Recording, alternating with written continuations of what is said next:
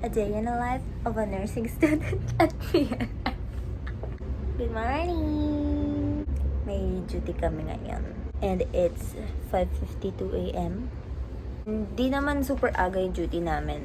Unlike yung mga dati na call time namin is 5:30. Pero ngayon, call time namin is mamaya pang 7:30. Pero maaga din ako aalis para hindi masyadong marag. You know, para maunahan din yung CI. If ever. Hindi ako makakapag-film masyado kasi filming is not allowed. Siyempre, nag-duty nga eh. Anyway, ayun lang. Naka-pants na ako. You know. Community. Kami ngayon. Community setting. Tapos ito yung blouse ko.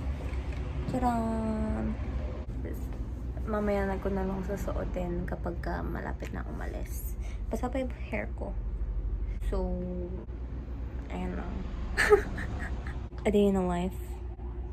Baka ano lang. Medyo a day in a life lang.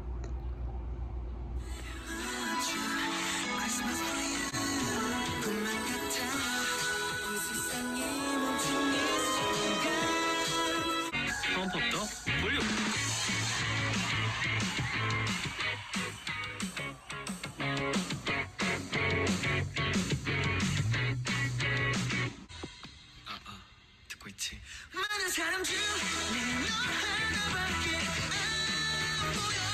많은 사람 중에 너 하나밖에 보이지 않아. 잠깐 기다리면 돌아오겠지. 잠깐 시간 나면 전화하겠지.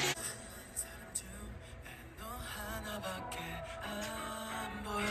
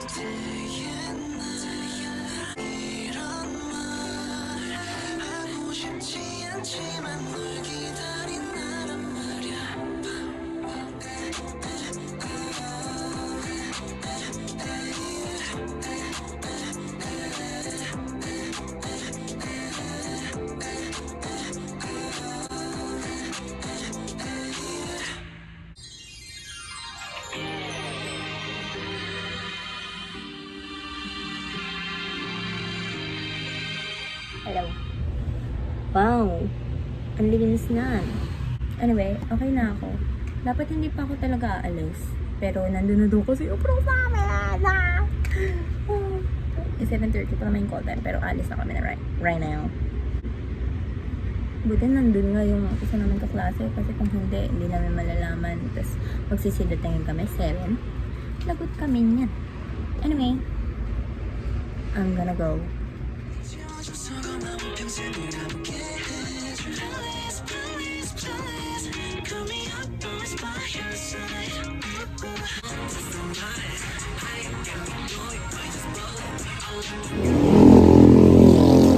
Namumula, pero tapos na duty. Tapos kakain kami ni Elia. Nag-vlog ako. Hello!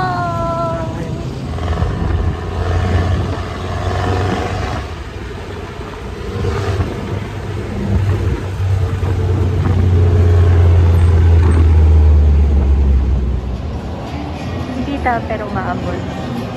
Let's go kami. Hindi ito sumigo.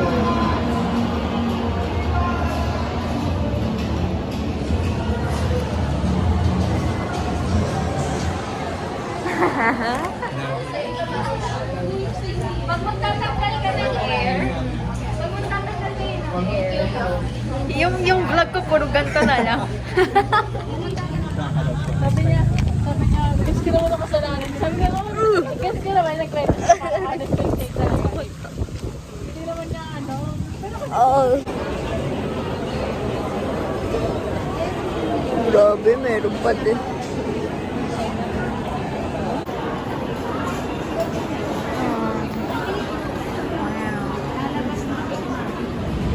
Hello. Hindi na ako nakapag-film masyado kasi hindi nga pwede sa duty.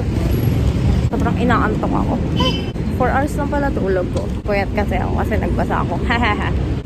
Very boring naman nung Adigan ng life ko kasi hindi ako nag-film throughout the day. Puro kwento lang. Hello, nasa bahay na ako. What? Ang fresh ko naman tingnan. Partida, walang makeup yan. Nakauwi na ako. Wow. Ang fresh ko tingnan, ang ayos ng buhok ko. Tapos naka-white uniform ako. So, very quick kwento lang about our duty. Tingnan mo yung pwesto ko sa likod. So, yung ginawa lang namin, syempre, tumulong sa health center activities, tumulong mag-dispense ng medications, nag-interview ng mga elderly people, nag-health teaching din kami, maraming charting, maraming pagsulat. Tapos, yun lang naman.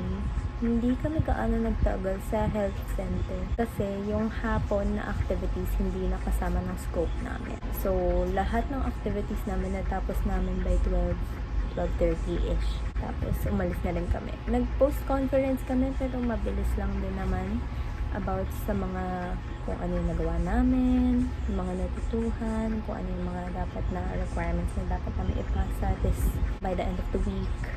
And then, ayun, pumunta kami ni Ellie, yung kasama ko kanina, sa school para kunin yung research paper namin. Tapos, ayun, may mga kailangan kaming i-revise, pero all in all, minimal revisions lang naman, pero ayos naman na.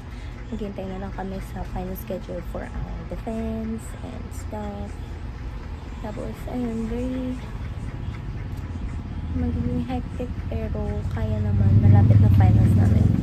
3rd year na ako ngayon. And last year ko na next year. Oh my God. Tapos, yun lang naman, I guess. Now I'm home. Pwede na akong magpahinga. Last duty of this sem. This 3rd year. Next na yung next sem. So 4th year. Siguro magawa ko ng isa pang A Day in a Life. Pero hindi siya yung, kunyari, sa duty kasi nga hindi pwede mag-film. Siguro mga lang, kapag meron kaming mga activities sa nursing sa school, ganyan, para mas makita kung ano mga ginawa, kung ano mga stuff. Yung mga, ang ganda ng lighting dito. Tapos ang ganda din ako. Hindi naman ako mukhang itlog. Ano yun? Migo! Migo! Hello! Ay! Oyo! Aray ko! Anyway, ayun lang. See you guys next time.